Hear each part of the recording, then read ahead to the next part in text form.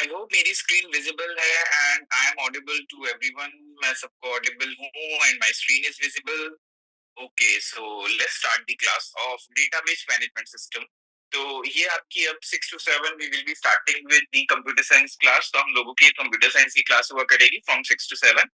Okay, सो इसमें ऐसा रहेगा कि first 2 days we will be learning about database management system and उसके बाद नेक्स्ट 2 days हम लोग ऑपरेटिंग सिस्टम पढ़ेंगे।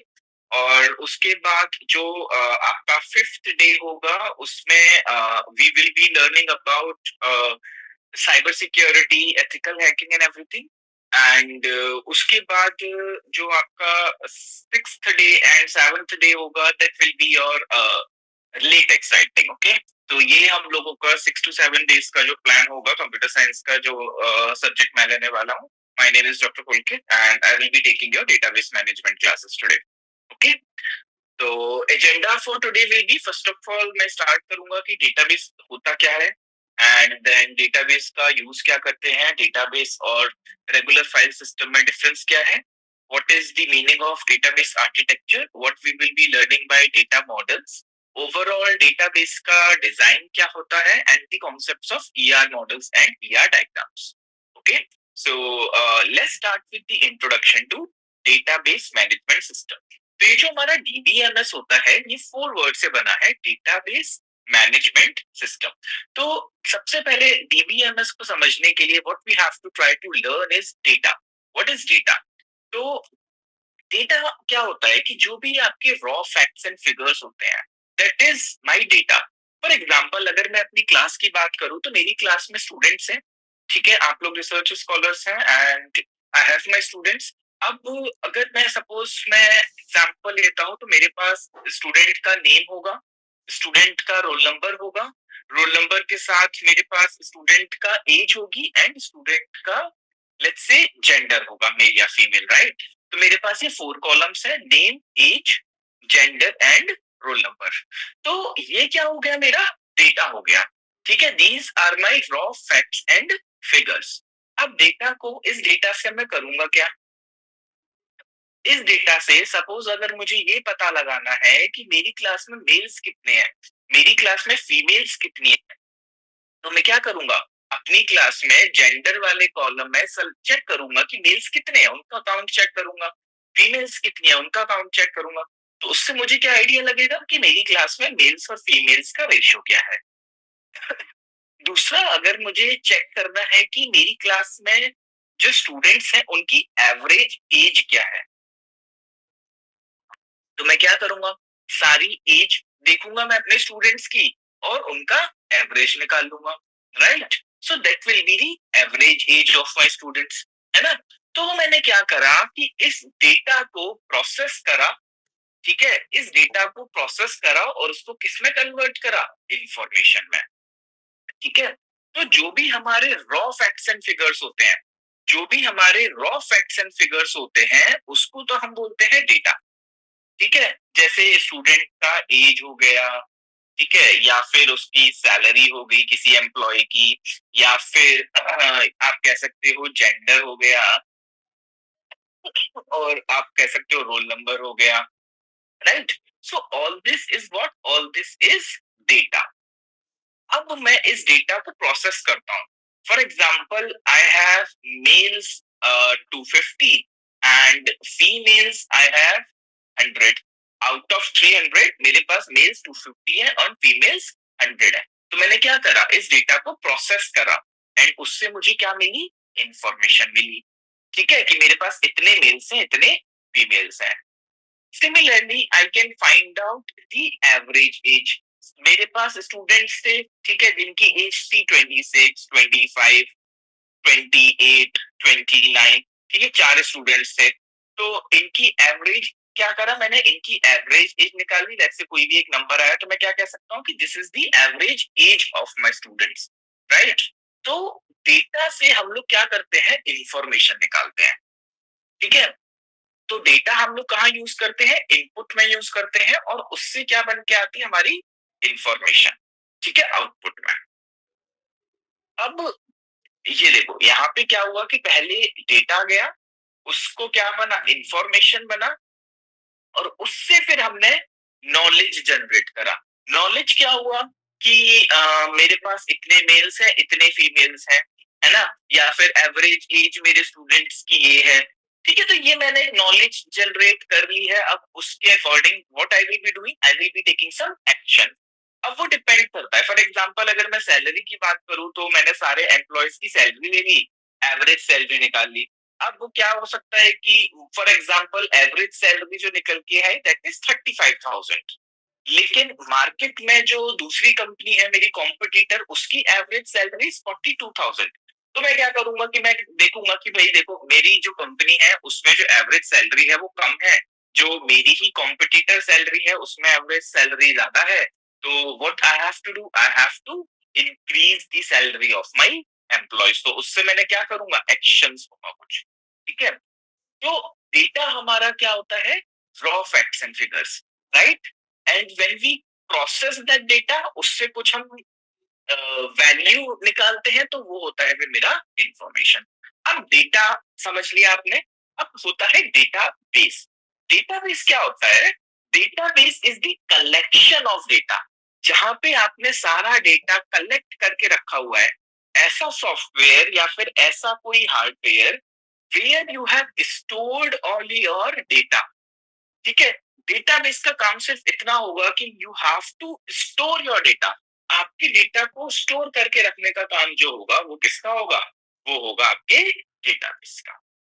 समझ में आ गया, डेटाबेस का काम क्या है, आपके डेटा को स्टोर करना है। डेटाबेस मैनेजमेंट सिस्टम क्या हुआ, अब तीसरी टर्म पे आते हैं, डेटाबेस मैनेजमेंट सिस्टम। तो डेटाबेस मैनेजमेंट सिस्टम क्या होता है, एक ऐसा सॉफ्टवेयर होता है या फिर एक ऐसा टूल होता है through which you can create your database. आप एक अपना डेटाबेस क्रिएट कर सकते हो, उसमें आप अपने टेबल्स को स्टोर कर सकते हो, टेबल्स में अपना डेटा को ऐड कर सकते हो, टेबल्स में से अपने डेटा को डिलीट कर सकते हो, एंड टेबल्स में से अपने डेटा को अपडेट कर सकते हो। अब मैं आपको एक एग्जांपल के साथ समझाता हूँ। आपके पास है यूनिवर्सिटी का डेटाबेस, है ना, यूनिवर्सिटी का डेटाबेस है, उसमें मेरे पास तीन टेबल्स हैं। एक टेबल है मेरे पास स्टूडेंट का, एक टेबल है मेरे पास फैकल्टी का, और एक टेबल है मेरे पास एडमिनिस्ट्रेटिव रोल्स में जो होते हैं, जैसे आपका रजिस्ट्रार हो गया, चांसलर हो गया, वाइस चांसलर हो गया, ना जो एडमिनिस्ट्रेटिव रोल्स में होते हैं, या फिर एचआर के एम्प्लॉयज हो गए। ठीक है, जो लोग एडमिनिस्ट्रेटिव रोल्स में होते हैं, या फिर नॉन टीचिंग स्टाफ आप कह सकते हो, है ना। तो एक तो स्टूडेंट्स हो गए, एक फैकल्टी हो गया, और एक एडमिनिस्ट्रेटिव रोल्स में हो गया। ठीक है, तो मेरे पास क्या है, एक यूनिवर्सिटी का डेटाबेस है। डेटाबेस में क्या है, मेरे पास अंदर बहुत सारे टेबल्स हैं। ठीक, तो ये पूरा क्या हो गया, एक डेटाबेस मैनेजमेंट सिस्टम। अब देखो, इसमें क्या होगा, नया स्टूडेंट्स ऐड भी होगा। जब रजिस्ट्रेशन होता है हमारे पास नए स्टूडेंट्स ऐड होते हैं, और कुछ स्टूडेंट्स डिलीट भी हमें करने पड़ते हैं। क्यों, क्योंकि वो अपना एडमिशन कैंसिल करवा लेते हैं, किसी दूसरी यूनिवर्सिटी में चले जाते हैं, है ना। तो इसमें एडिशन भी होते हैं स्टूडेंट्स का, डिलीशन भी होता है स्टूडेंट्स का, और अपडेशन भी होता है। अपडेशन का मतलब क्या हुआ, फॉर एग्जाम्पल मेरा नाम पुलकित है, right, my name is Pulkit, and वहां पे क्या हुआ, पी यू की जगह पी ओ हो गया। अब मेरे नाम की स्पेलिंग गलत हो गई, तो मैं क्या करूंगा कि मैं डेटाबेस मैनेजमेंट सिस्टम में मैं स्टूडेंट की टेबल में जाऊंगा, और अपने नाम को पुलकित की जगह यू वहां पे चेंज कर दूंगा। सो दिस इज अपडेशन। अगर नए स्टूडेंट्स आ रहे हैं, ऐड हो रहे हैं, तो एडिशन, स्टूडेंट्स डिलीट हो रहे हैं तो डिलीशन, स्टूडेंट्स अपडेट हो रहे हैं तो अपडेशन। सिमिलरली फैकल्टीज, फैकल्टीज भी क्या होती है, ऐड हो जाती है, नई नई फैकल्टीज आती है भाई, है ना, हर सेमेस्टर में न्यू फैकल्टीज आती हैं।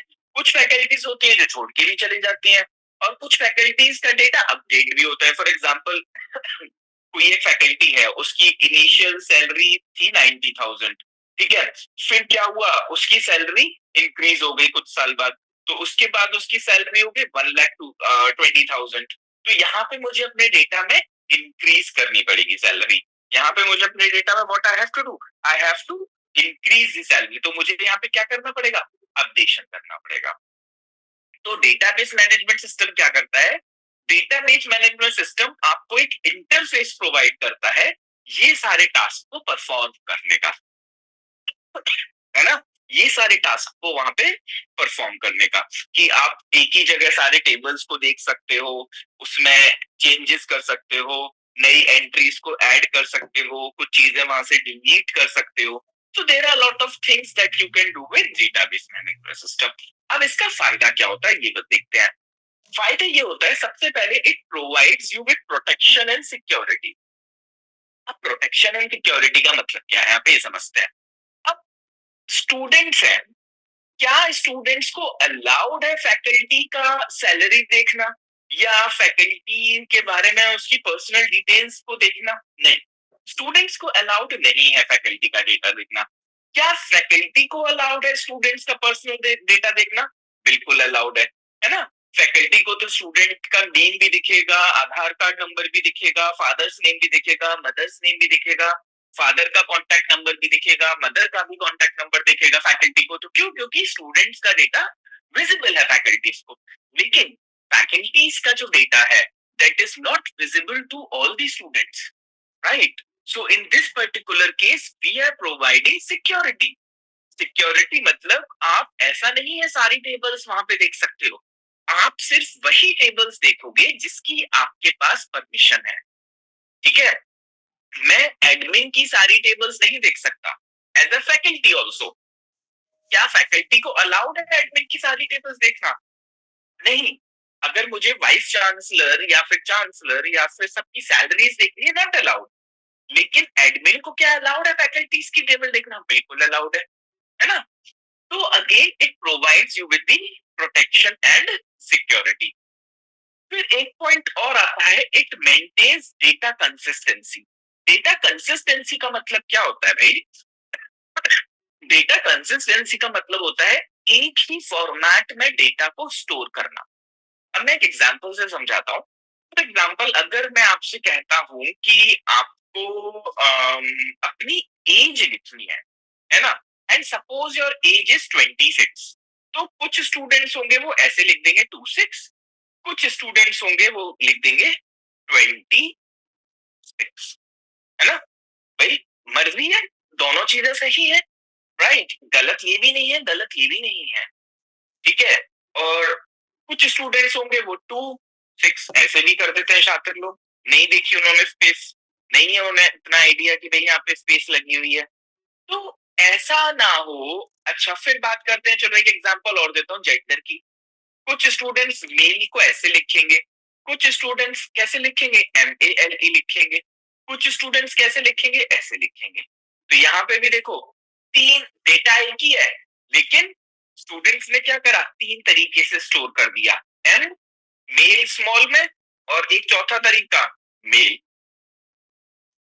और कुछ लोग और अजीब होंगे, वो कुछ अजीब या अतरंगी तरीके से लिखेंगे, है ना? तो ठीक है, we have different type of things over there. तो डेटाबेस मैनेजमेंट सिस्टम क्या इंश्योर करता है? Database management system ensures that your data is in the consistent format, which means कि अगर एम जा रहा है तो सारे स्टूडेंट्स को एम या एफ ही फिल करना है। अगर मेल फीमेल करना है तो सारे स्टूडेंट्स को ऐसे लिखना है, पूरा लिखना है। तो वो इंश्योर करेगा डेटाबेस मैनेजमेंट सिस्टम दैट कि सारे जो लोग लिखे हैं वो एक ही तरीके से लिखे हैं, डिफरेंट वेज वो एक्सेप्ट ही नहीं करेगा। It will not accept capital male और small male, it will accept only M और एफ, है ना? इससे क्या होगा? आपके, मैं फॉर एग्जाम्पल अगर मैं एक्सेल की बात करूं तो फिल्टर अगर आप लगाते हो तो मेल और फीमेल में अगर आपको फिल्टर लगाना है, और अगर एक ही फिल्टर में एम भी है, एस भी है, मेल भी लिखा हुआ है, फीमेल भी लिखा हुआ है, तो आप वहां पे कंफ्यूज हो जाओगे कि अरे अगर मुझे मेल सेलेक्ट करना है तो मुझे एम भी सेलेक्ट करना पड़ेगा, मुझे MALE भी सेलेक्ट करना पड़ेगा, है ना? लेकिन DBMS क्या इंश्योर करता है? That DBMS ensures that you are entering the data in the consistent format. अगर उसने कह दिया एम या एफ करना है, that means there will be only M और F there will not be any other entry. Okay, तो database management system किस लिए यूज होता है? It is use to store your data in a proper manner, सही तरीके से आपका डेटा को स्टोर करेगा वो। It provides protection and security, मैंने आपको एक्सप्लेन करा है प्रोटेक्शन एंड सिक्योरिटी भी कैसे करेगा। And it also ensures data consistency. ठीक है, डेटा कंसिस्टेंसी भी मैंने आपको एक्सप्लेन करा कैसे करेगा। एग्जाम्पल्स की अगर हम बात करें डेटाबेस मैनेजमेंट सिस्टम की, तो जो मोस्ट कॉमन है वो होता है माई एसक्यूएल। माई एसक्यूएल एक ऐसा डेटाबेस मैनेजमेंट सिस्टम है विच इज वेरी कॉमन। ठीक है, उसके बाद आजकल ये किसी किसी कंपनीज में ओरेकल भी यूज होता है। फिर उसके बाद आईबीएम ने भी बनाया है, पोस्टग्रेस एसक्यूएल भी चलता है, अमेज़न का भी है ना। फिर बहुत सारे ऐसे डेटाबेस मैनेजमेंट सिस्टम्स हैं जो मार्केट में अवेलेबल हैं। ठीक है, अच्छा, अब आप पूछोगे कि सर जो हम पीडीएफ फाइल स्टोर करते हैं या फिर जो हम एक्सेल फाइल है, क्या ये हमारा डेटाबेस मैनेजमेंट सिस्टम है? नहीं, ये आपका डेटाबेस मैनेजमेंट सिस्टम नहीं है। क्या डिफरेंस होता है फिर डेटाबेस मैनेजमेंट सिस्टम और फाइल सिस्टम में? तो भाई जो डेटाबेस मैनेजमेंट सिस्टम होता है that is storing your data in the form of rose and columns only. वो जो आपका डेटा है वो रोज एंड कॉलम्स की फॉर्म में स्टोर करके रखता है। लेकिन फाइल सिस्टम क्या करता है? File system stores your data in the hierarchical form. अब ये हायरार्किकल फॉर्म क्या होती है? आपने विंडोज में देखा होगा सी ड्राइव होती है। सी ड्राइव के अंदर कुछ कुछ फोल्डर्स होते हैं, जैसे प्रोग्राम हो गया और या फिर यूजर हो गया। फिर प्रोग्राम के अंदर भी बहुत सारे फोल्डर्स होते हैं, फिर फोल्डर के अंदर फोल्डर होता है ना। फिर एक दूसरी ड्राइव होती है डी ड्राइव। डी ड्राइव के अंदर भी कुछ फोल्डर है, फिर फोल्डर के अंदर भी कुछ फोल्डर है। तो ये क्या हो गया? ये आपका हो गया hierarchical structure with directories and files. तो ये क्या हो गया? फाइल फोल्डर्स की फॉर्म में हमारा डेटा स्टोर होता है। लेकिन डेटाबेस मैनेजमेंट सिस्टम में हमारा डेटा कैसे स्टोर होता है? टेबुलर फॉर्म में स्टोर होता है ना। डेटाबेस मैनेजमेंट सिस्टम में अवर data is stored in the tabular format. ठीक है, अब कैरेक्टरिस्टिक्स की अगर हम बात करें तो ये चीज मैंने आपको समझाई है कि data is stored in the form of tables. Data consistency भी मैंने आपको बताया और मैंने आपको सिक्योरिटी के बारे में भी बताया। अब हम बात करते हैं रिडंडेंसी के बारे में। रिडंडेंसी का मतलब होता है डेटा डुप्लीकेसी। डेटा डुप्लीकेसी क्या होता है? जैसे फॉर एग्जांपल अगर मेरे पास दो स्टूडेंट्स का मैंने दो बार एंट्री कर दी, फॉर एग्जांपल मेरे पास एक स्टूडेंट है पुलकित के नाम से, ठीक है, एंड मैंने इसकी दो बार एंट्री कर दिया, तो ये डेटाबेस मैनेजमेंट सिस्टम मुझे बता देगा कि पुलकित नाम का एक ऑलरेडी स्टूडेंट एग्जिस्ट कर रहा है। देखो, एक नाम के दो स्टूडेंट्स हो सकते हैं which is correct. For example मेरा रोल नंबर 38 है, ठीक है, मैं पुलकित हूं, तो roll number 39 can also be Pulkit which is fine, है ना। एक रोल नंबर तो डिफरेंट है ना हम लोगों के, लेकिन 38 रोल नंबर का पुलकित दोबारा नहीं हो सकता। ठीक है, तो यहाँ पे क्या होगा? डेटाबेस मैनेजमेंट सिस्टम मुझे बता देगा कि 38 रोल नंबर का पुलकित नाम का स्टूडेंट ऑलरेडी एग्जिस्ट करता है। ये चीज आपको एक्सेल में नहीं देखने को मिलती है। एक्सेल में आप जो भी एंट्री डाल रहे हो वो एंट्री एज इट इज लेता रहता है। हालांकि एक्सेल हमारा डेटाबेस सिस्टम है भी नहीं, बट जस्ट मैं आपको थोड़ा सा रिलेट कर पाओ मैं इसलिए एक्सप्लेन कर रहा हूँ, है ना। तो एक्सेल में जैसे क्या होता है, एक्सेल में आप अपना डेटा फिल करते जा रहे हो, उससे कोई लेना देना नहीं होता कि आप डेटा डुप्लीकेट डाल रहे हो या कैसे डाल रहे हो, राइट। डीबीएमएस में लेकिन अगर आपने फिल्टर्स लगाए हुए हैं प्रॉपर, आपने प्रॉपर उसको कमांड दी हुई है कि डुप्लीकेट डेटा नहीं होना चाहिए, तो it will ensure that your data is not duplicate. वहां पे डेटा डुप्लीकेट नहीं होगा। ठीक है, क्यों? क्योंकि एक ही नाम के दो लोग हो सकते हैं बट एक ही रोल नंबर के दो लोग नहीं हो सकते हैं, right. So this is called as reduced redundancy. मतलब it tries to reduce redundancy, मतलब ये चाहता है कि कम से कम डेटा डुप्लीकेट हो। ठीक है? एक बहुत ही और इम्पोर्टेंट कैरेक्टरिस्टिक है डीबीएमएस की, कि it supports multiple user and concurrent access. इसका क्या मतलब होता है? इसका मतलब ये होता है कि मल्टीपल यूजर्स इसको एक साथ एक्सेस कर सकते हैं। फॉर एग्जाम्पल, अगर मैंने कुछ राइट्स दिए स्टूडेंट्स को, कुछ फैकल्टीज को, कुछ एडमिनिस्ट्रेटिव को, तो ये तीनों एक साथ यूज कर सकते हैं मेरा यूनिवर्सिटी का डेटाबेस। इनको मैंने अलग अलग परमिशंस दी हुई है, विच इज फाइन, है ना? स्टूडेंट वाला फैकल्टी का डेटा नहीं देख सकता, फैकल्टी एडमिन का नहीं देख सकता है, एडमिन स्टूडेंट का भी देख सकता है, फैकल्टी का भी देख सकता है। तो मैंने क्या करा है, वहां पे परमिशंस दी हुई है। ठीक है, परमिशंस मैंने वहां पे दी हुई है, लेकिन सब लोग एक साथ डेटा को एक्सेस कर सकते हैं।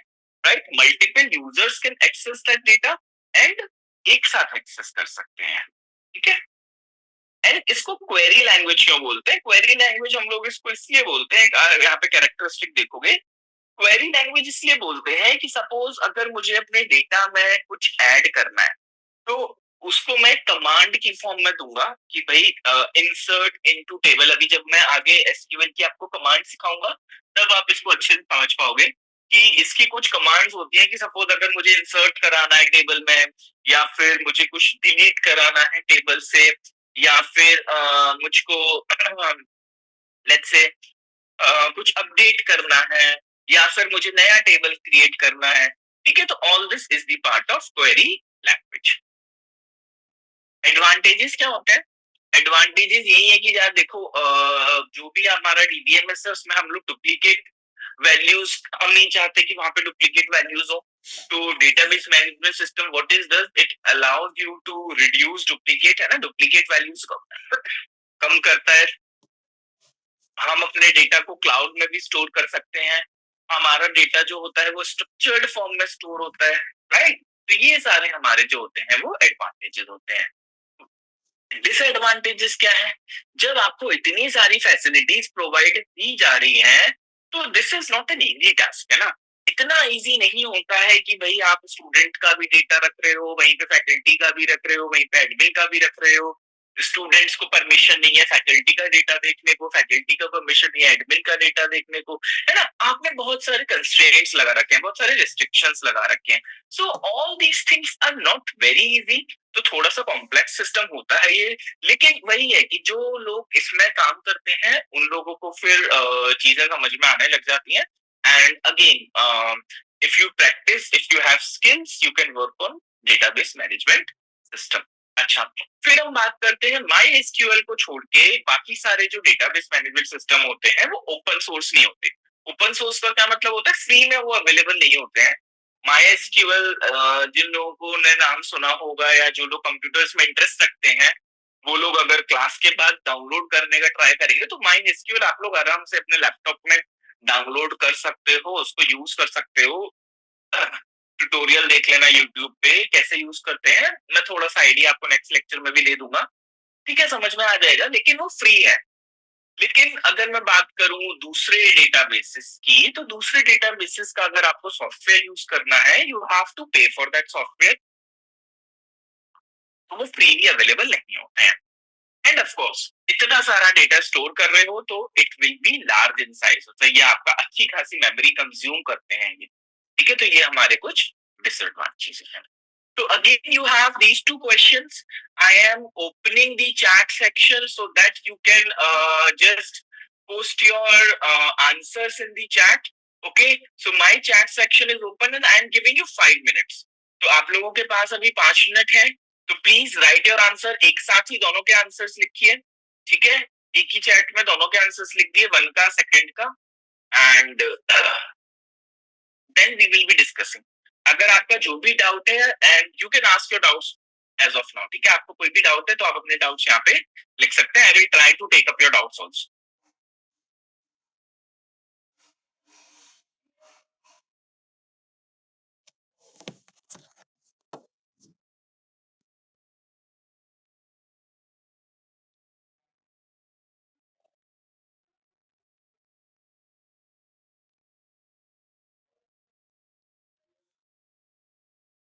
एज आई एम सीइंग कि काफी लोग करेक्ट आंसर्स लिख रहे हैं। I can see that a lot of you guys are writing correct answers.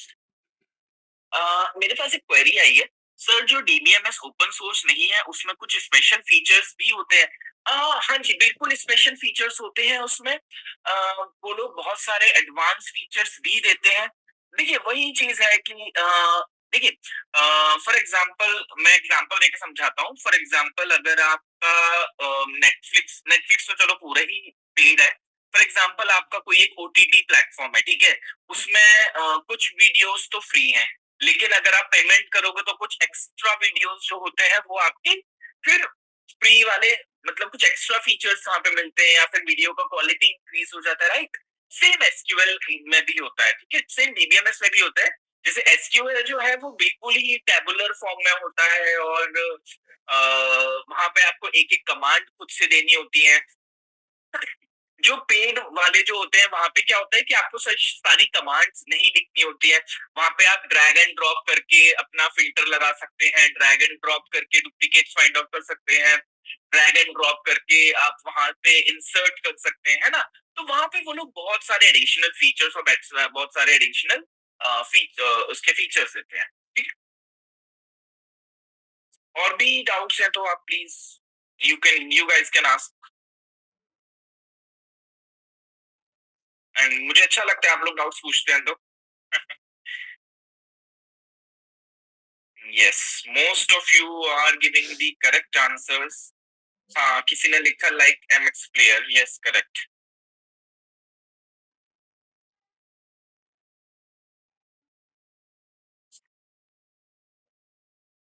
Another 2 minutes. Those who have missed, please post your answers. Another 2 minutes.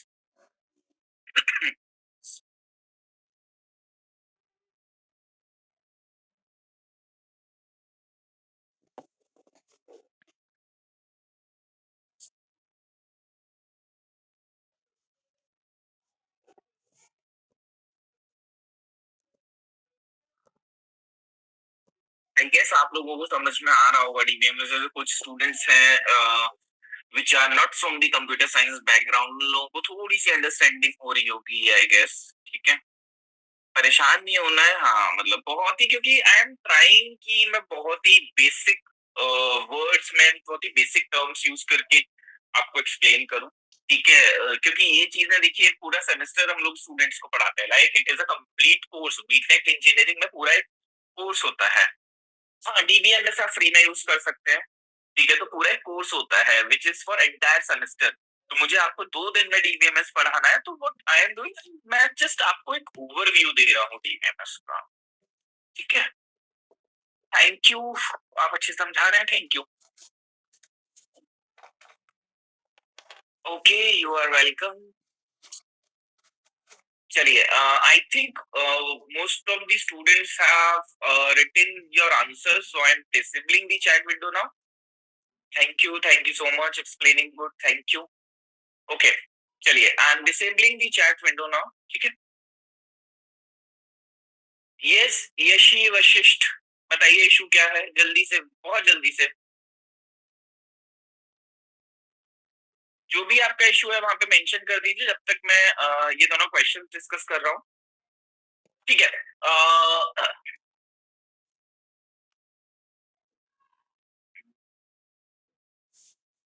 So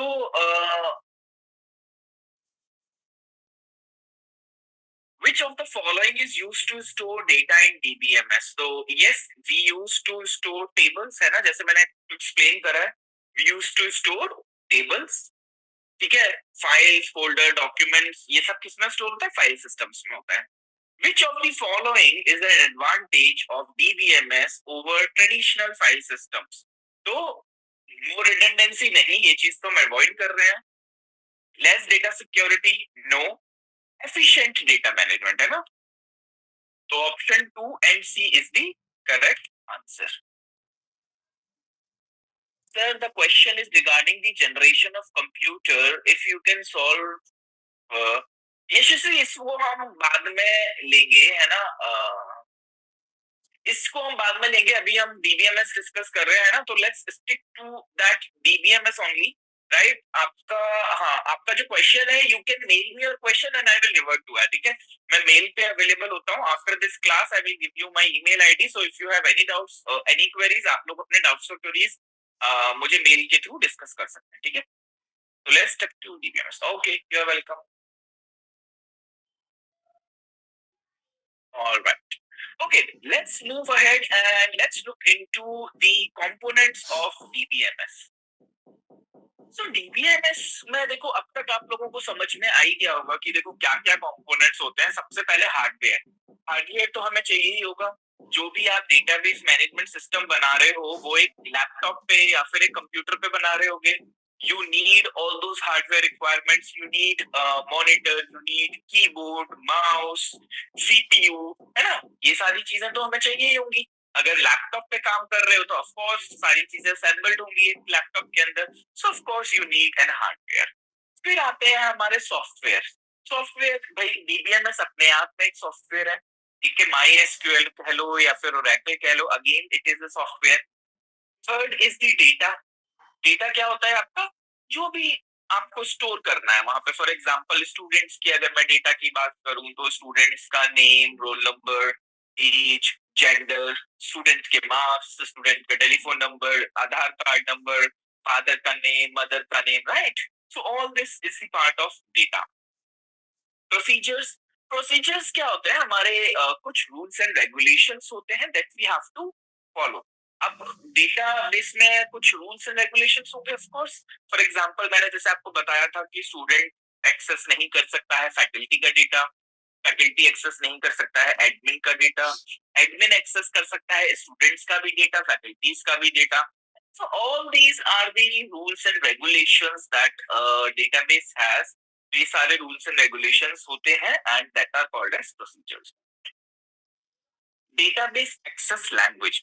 database access language क्या होता है? Database, जैसे कि मैंने आपको पहले भी बताया था कि अगर आपको न्यू टेबल क्रिएट करना है तो उसके लिए आपको कमांड लिखनी होती है, ठीक है? अगर आपको कुछ इंसर्ट करना है अपने टेबल में तो उसके लिए भी आपको कमांड लिखनी होगी। कुछ टेबल से डिलीट करना है तो उसके लिए आपको कमांड लिखनी होगी। So all this is the part of database access language, ठीक है? तो सबसे पहले आपका यूजर होता है, ठीक है? यूजर क्या करता है? डेटाबेस एक्सेस लैंग्वेज में हार्डवेयर और सॉफ्टवेयर के साथ इंटरेक्ट करता है और साथ में उसके प्रोसीजर्स भी होते हैं। तो वही यहाँ पे कंपोनेंट समझाए हुए हैं। हार्डवेयर कंपोनेंट्स तो आपके फिजिकल कंपोनेंट्स हो गए, जैसे आपका रैम हो गया, रोम हो गया, हार्ड डिस्क हो गया, ठीक है? आपका माउस हो गया, कीबोर्ड हो गया। तो all this is the part of your hardware. Software की अगर हम बात करते हैं तो सॉफ्टवेयर में आपका जो डेटाबेस मैनेजमेंट सिस्टम जो एक सॉफ्टवेयर है, for example my SQL, Oracle, all this is the part of DBMS. Data, जो भी हमारा डेटा को जो हम स्टोर कर रहे हैं दैट इज योर डेटा। फिर एक टर्म आती है यहाँ पे, मेटा डेटा। मेटा डेटा होता है डेटा अबाउट डेटा। अब इसका क्या मतलब होता है ये मैं आपको समझाता हूँ। आपने इंडेक्स देखा होगा बुक में, है ना?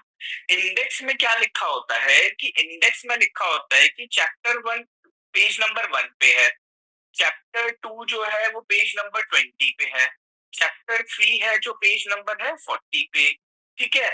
और फिर उसके बाद ये सारे चैप्टर्स इस पेज नंबर पे हैं। तो ये क्या है? ये तो आपका एक्चुअल डेटा हो गया, जो चैप्टर के जो अंदर का जो कंटेंट है। लेकिन ये क्या हो गया? This is your Meta data. ये क्या हो गया? डेटा के बारे में डेटा हो गया कि मतलब आपको ये वाला डेटा मिलेगा कहाँ?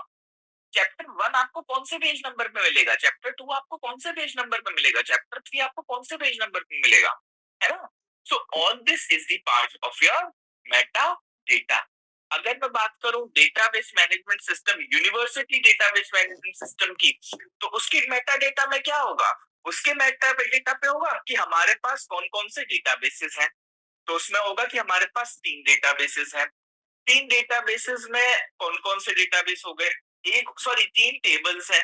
3 टेबल्स कौन सी हो गई? एक हो गई स्टूडेंट की, एक हो गई फैकल्टी की, एक हो गई एडमिन की। स्टूडेंट टेबल वाले में से कौन कौन से कॉलम है?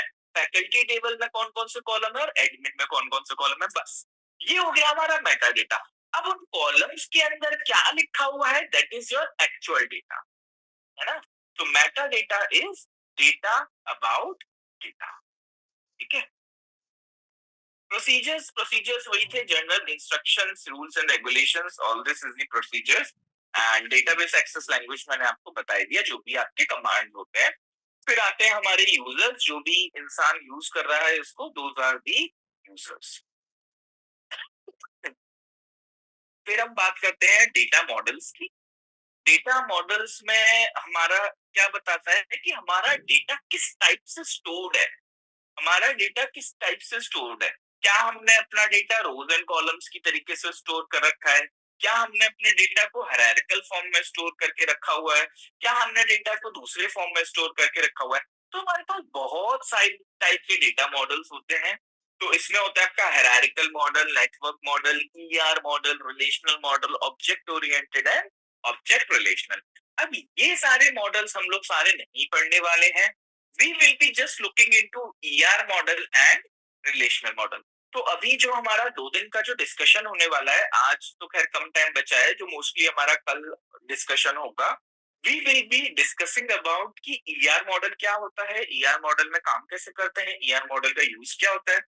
तो all this is the part of your ER model.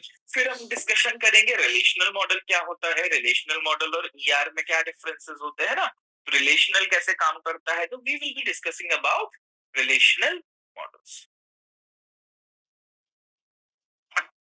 तो आज स्टार्ट करते हैं ईआर मॉडल के बारे में। बहुत ही मैं क्विक ओवरव्यू दूंगा आज, और कल इसको थोड़ा सा और डिटेल में डिस्कस करेंगे, because we have less time today and मैं जल्दीबाजी में रश नहीं करना चाहूंगा इसको, ठीक है, क्योंकि इंपॉर्टेंट कॉन्सेप्ट है। And we will be again looking into this ER models tomorrow, ठीक है। बट आपको एक ओवरव्यू दे देता हूँ, बहुत ही सिंपल सा टॉपिक है।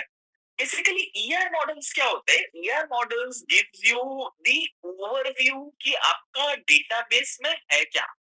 फॉर एग्जांपल, आपके पास कौन कौन से टेबल्स हैं, आपके टेबल्स में कौन कौन से कॉलम्स हैं, और उन कॉलम्स किस टाइप के हैं, और वो किस में बताता है, पिक्टोरियल फॉर्म में बताता है, पिक्चर की फॉर्म में रिप्रेजेंट करता है। अभी मैं आपको दिखाऊंगा तो आप समझ जाओगे कि सर बोलना क्या चाह रहे हैं।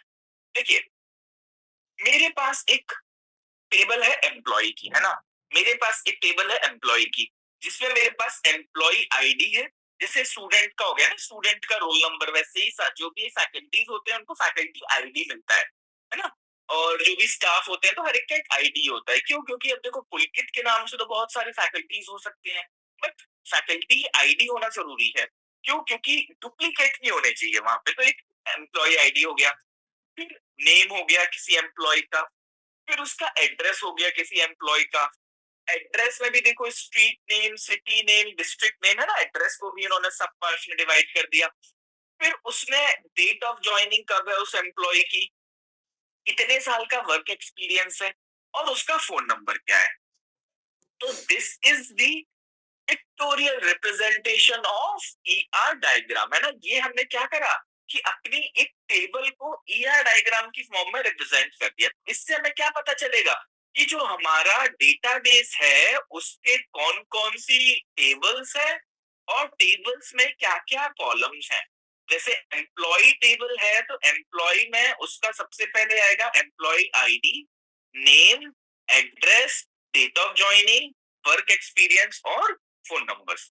अब आप एक चीज यहाँ पे देख रहे होगे, वर्क एक्सपीरियंस मैंने डैश डैश डैश डैश से लिखा हुआ है, फोन नंबर्स में मैंने डबल सर्कल्स बनाए हुए हैं, और एम्प्लॉय आईडी के नीचे मैंने डैश लिखा हुआ है। तो ये सब क्या चीज है, ये अब हम समझते हैं। तो जो भी हमारी टेबल्स होती हैं, तो ईआर डायग्राम में हम टेबल्स को किस फॉर्म में रिप्रेजेंट करते हैं, रेक्टेंगल की फॉर्म में रिप्रेजेंट करते हैं ना। देखो, यहाँ पे मैंने रेक्टेंगल की फॉर्म में रिप्रेजेंट करा हुआ है टेबल के नाम को, ठीक। अब जो हमारे टेबल्स होते हैं उसके कॉलम्स होते हैं, है ना। एम्प्लॉय आईडी हो गया, नेम हो गया, उसको हम बोलते हैं एट्रीब्यूट्स। टर्म्स है ना, बस ध्यान रखना थोड़ा, ठीक है। ये क्या हो गया, एंटिटी। ईआर की फुल फॉर्म क्या है, ईआर की full form is entity relationship. Diagram. तो अब इसमें एक वर्ड आता है एंटिटी। एंटिटी क्या होता है? एंटिटी एक ऐसी चीज होती है जिसका आप डेटा कलेक्ट कर रहे हो। एम्प्लॉय का डेटा कलेक्ट कर रहे हो तो एम्प्लॉय आपकी एंटिटी हो गई। स्टूडेंट का डेटा कलेक्ट कर रहे हो तो स्टूडेंट आपकी एंटिटी हो गई। फैकल्टी का डेटा कलेक्ट कर रहे हो, फैकल्टी आपका एंटिटी हो गया। ठीक है? तो जिसका हम डेटा कलेक्ट कर रहे होते हैं उसको हम बोलते हैं entity. Entity can be any object, कोई भी एक ऑब्जेक्ट हो सकता है ना। अगर मैं किसी डॉग का डेटा कलेक्ट कर रहा हूँ कि डॉग की हाइट कितनी है, डॉग का वेट कितना है, डॉग की ब्रीड कौन सी है, डेट ऑफ बर्थ क्या है डॉग का, है ना? या फिर तो वो क्या हो गया, यहाँ पे एंटिटी मेरा डॉग हो गया। ठीक है? तो एंटिटी को हम लोग रिप्रेजेंट करते हैं रेक्टेंगल में हमेशा। अब एंटिटी की कुछ प्रॉपर्टीज होंगी, जैसे एम्प्लॉय है, एम्प्लॉय की कुछ प्रॉपर्टीज होती हैं। जैसे एम्प्लॉय का नाम हो गया, एम्प्लॉय का ईमेल आईडी हो गया, एम्प्लॉय का नेम हो गया। तो उनको हम बोलते हैं एट्रीब्यूट्स। जैसे डॉग है, डॉग का क्या होगा? डॉग का नेम होगा, डॉग का आईडी होगा। ठीक है भाई? ठीक है, डॉग का आईडी रख लेते हैं। और डॉग का वैक्सीनेशन डेट मान लीजिए। ठीक है, डॉग का पेरेंट का नाम नेम हो गया, मतलब ओनर का नेम हो गया अगर पालतू डॉग है तो। ठीक है, या फिर डॉग का ब्रीड हो गया, राइट? डॉग का डेट ऑफ बर्थ हो गया, या फिर उसका एज हो गया। तो ये सारी क्या है? डॉग की प्रॉपर्टीज हो गई वहां पे। तो वो क्या हो गया? एट्रीब्यूट्स हो गए, है ना? एट्रीब्यूट्स। एट्रीब्यूट्स भी कुछ कई टाइप के होते हैं। कुछ होते हैं की एट्रीब्यूट्स, कुछ होते हैं कंपोजिट एट्रीब्यूट्स, कुछ होते हैं डिराइव्ड एट्रीब्यूट्स, और कुछ होते हैं मल्टी वैल्यूड एट्रीब्यूट। चार टाइप के होते हैं: की attribute, composite attribute, derived attributes and multi valued attributes. इस डायग्राम से आपको सारा समझ में आ जाएगा। की एट्रीब्यूट्स वो एट्रीब्यूट्स होते हैं जो कभी डुप्लीकेट नहीं हो सकते। फॉर एग्जाम्पल, आपका रोल नंबर। रोल नंबर कभी डुप्लीकेट नहीं हो सकता। पुलकित के नाम से दो स्टूडेंट हो सकते हैं, लेकिन रोल नंबर 26 दो नहीं हो सकते। पुलकित द्विवेदी के नाम के भी दो स्टूडेंट्स हो सकते हैं, लेकिन रोल नंबर दो कभी सेम नहीं हो सकते। तो इनको हम बोलते हैं की एट्रीब्यूट्स, और इसको रिप्रेजेंट करा जाता है ऐसे डैश लगा के। की एट्रीब्यूट्स को देखिए, ऐसे डैश लगा के रिप्रेजेंट करा जाता है। फिर आते हैं नॉर्मल एट्रीब्यूट्स, जैसे आपका नेम हो गया, डेट ऑफ ज्वाइनिंग हो गया। फिर आते हैं हमारे नॉर्मल एट्रीब्यूट्स। फिर आते हैं कंपोजिट एट्रीब्यूट्स। कंपोजिट एट्रीब्यूट्स क्या होता है? जो कई सारे एट्रीब्यूट्स से मिलके बनते हैं। For example, address. एड्रेस आपका किससे बन रहा है? स्ट्रीट नेम से, सिटी के नेम से, डिस्ट्रिक्ट के नेम से। और भी ऐड कर सकते हो, इसमें ऐसा कोई फिक्स रूल नहीं है। आप यहाँ पे फ्लैट नंबर भी ऐड कर सकते हो, सोसाइटी का नाम भी ऐड कर सकते हो, कॉलोनी का नाम भी ऐड कर सकते हो, है ना? आप पे डिपेंड करेगा कि आप किस टाइप से अपना डेटाबेस बना रहे हो। तो this is called as composite attribute. Composite attribute मतलब द एट्रीब्यूट्स विच, जिसमें आप बहुत सारे मल्टीपल एट्रीब्यूट से आप बना रहे हो। ठीक है, फिर डेट ऑफ ज्वाइनिंग आपका नॉर्मल एट्रीब्यूट हो गया। फिर आता है डिराइव्ड एट्रीब्यूट। अब देखो, डिराइव्ड एट्रीब्यूट का क्या मतलब है कि अगर आपको मेरी डेट ऑफ बर्थ पता है, तो आप मेरी डेट ऑफ बर्थ से एज पता लगा सकते हो ना, है ना? तो वो कैसे पता लग रही है? डेट ऑफ बर्थ से पता लग रही है। सिमिलरली, अगर आपको मुझे ये पता है कि मेरी डेट ऑफ ज्वाइनिंग ये है, तो आप पता लगा सकते हो कि भाई इस कंपनी में मुझे कितना टाइम हो गया है। फॉर एग्जाम्पल, अगर मैंने जनवरी की डेट ऑफ ज्वाइनिंग थी मेरी 1 जनवरी 2025 की, और अभी चल रहा है 17 मार्च, तो मुझे लगभग 2 महीने 15 दिन, 2.5 महीना मुझे वर्क एक्सपीरियंस है। तो डिराइव्ड एट्रीब्यूट्स को देखो, हम dot dot dot dot oval sign से रिप्रेजेंट करते हैं ना। तो ये देखिए, ये हो गया डिराइव्ड एट्रीब्यूट्स, जो हमने लिया नहीं है, हमने कैलकुलेट करा है किसी और एट्रीब्यूट से, डिराइव करा है किसी और एट्रीब्यूट से। Then we have multi valued attribute. Multi valued attributes देखिए, दो ओवल साइन से रिप्रेजेंट करा है मैंने। क्या होते हैं multi valued attributes? Multi valued attributes ऐसे एट्रीब्यूट्स होते हैं जिनकी एक से ज्यादा वैल्यू हो सकती है।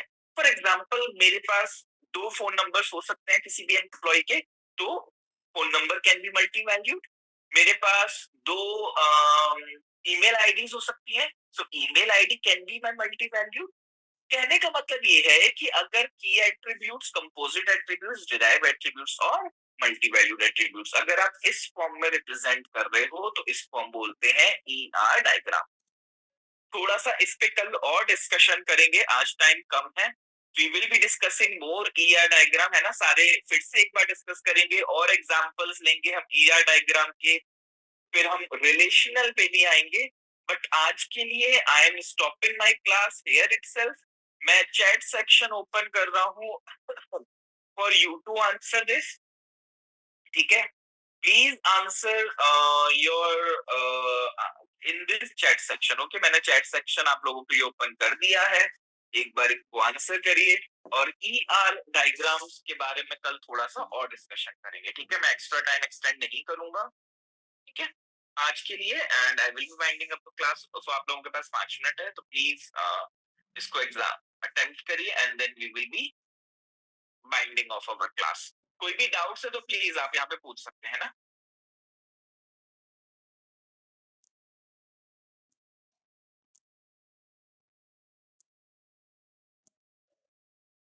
Okay, you are welcome Yeshi.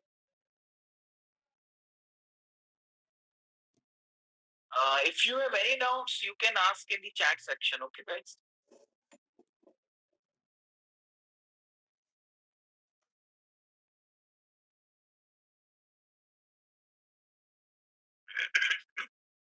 You are welcome. Welcome. Thank you, Wale.